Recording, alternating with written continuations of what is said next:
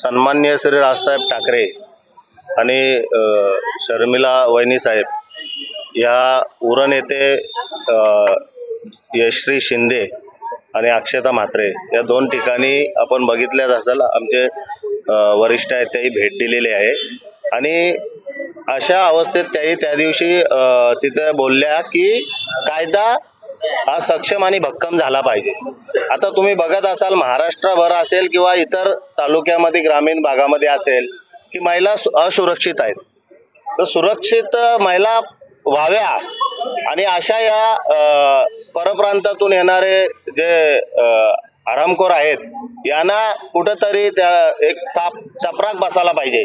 यासाठी आमचं आंदोलन आहे की कायदा हा सक्षम व्हायला पाहिजे। आता तुम्ही बघाल या बोलल्यात ताई की सक्षम कायदा शक्ती कायदा तो का आतापर्यंत स्थगित ठेवलाय, तो त्याला गती द्या, त्याला चालू करा। असे जे कायदे आहेत ते आपल्याला शरीयत सारखा आमचे सन्माननीय श्री राजसाहेब ठाकरे त्यामध्येच बोलले की शरियासारखा कायदा हा त्याच्यासारखा तो कायदा नको, त्याच्यासारखा कायदा कुठेतरी व्हायला पाहिजे।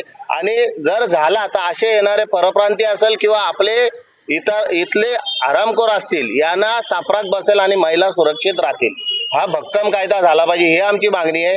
आता तुम्ही बघाल की एक महिलेला फास्ट ट्रॅक लागू केली आणि दुसऱ्या महिलेला फास्ट ट्रॅक लागू नाही केली, तर आमचं असं म्हणणं आहे की त्यांना देखील फास्ट ट्रॅक लागू करा। अन्य महिला त्यांच्या पण वर्षानुवर्ष केसेस चालू आहेत, या केसेसना देखील फास्ट ट्रॅक लागू करायला पाहिजे। तिथे कुठेतरी अशा गुन्हेगारांना चापराक बसेल आणि होणाऱ्या अत्याचारांना एक जांप लागेल की कुठेतरी हे अत्याचार कोणी करण्याविषयी किंवा कोण करायला बघेल तर ते करणार नाही। हा वरिष्ठ पोलीस सर्व महाराष्ट्र पोलिसांची एक धाक बसली पाहिजे। महाराष्ट्र पहिले हा शांततेने आम्ही निवेदन देणार आहे तहसीलदार साहेबांना, ते वरती मंत्रालयापासून ते पोहोचवणार आहेत।